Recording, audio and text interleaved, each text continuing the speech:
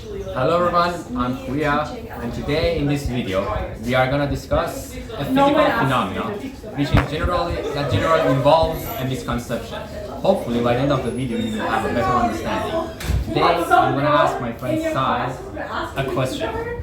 So Sai, consider you have a container of water which initially has a temperature of 25 degrees Celsius. Now we put it on the heater until it reaches its boiling point, which happens at 100 degrees Celsius. So now my question to you is, what do you think will happen to the temperature of the water when we put it on the heater for a longer time? I think it's going to increase. So why? Because as we keep it, on the heater for longer, the heat from the hot plate is going to transfer to the water that's inside of the beaker. That's good. That's a reasonable answer. So you say that if I show you the temperature time graph of it, it will be a line with a slope, because as you say, as time passes, the temperature increases. So the line must be slant, right? Yep. That's good. So now let's look at the temperature time graph of the boiling water.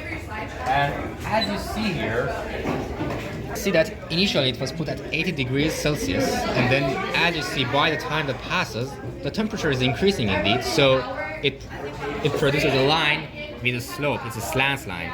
But as you notice here, as soon as the water reaches a boiling point of 100 degrees Celsius, the graph is not going up anymore. You see that it's a flat line. The line is not going up anymore. So we can conclude that indeed the temperature of the water did not change. It did not increase. Is that the boiling point? Yeah, when it reaches its boiling point, the temperature does not change. So now why? So to understand that, I will ask you a couple of questions.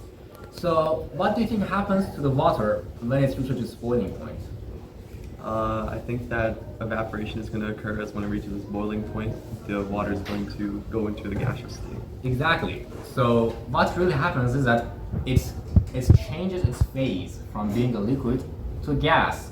So really, the only difference between liquid water and gaseous water is that in liquid water, the intermolecular forces between the molecules are too strong, which prevents the molecules from moving away. But in a gaseous state, the intermolecular forces, they are too small, which we can neglect them. So for the water for water to change its phase from liquid to gas, those intermolecular forces must be broken. That's the main idea. So now I'm asking you, what do you think we mean by temperature every day? I think in everyday life we generally consider it to be like, how hot or cold something is.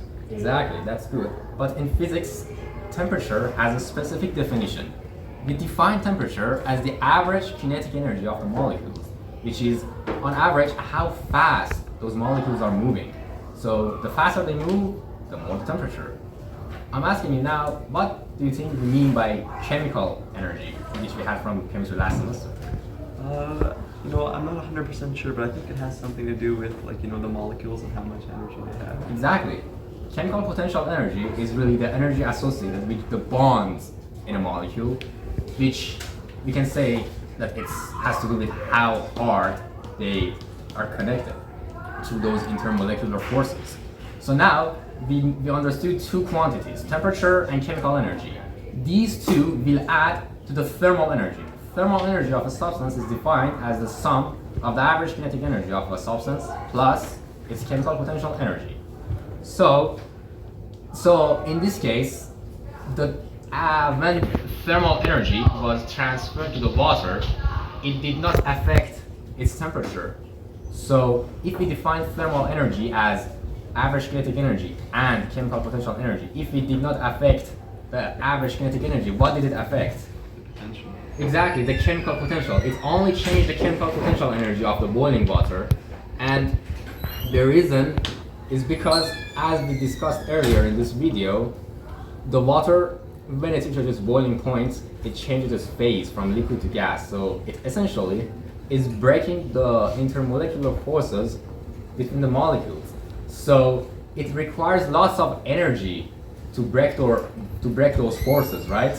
So when it receives energy, it does not waste them on changing the temperature, which is changing the speed of the molecules, but it only affects the chemical potential energy. It gives them energy so that they can be broken.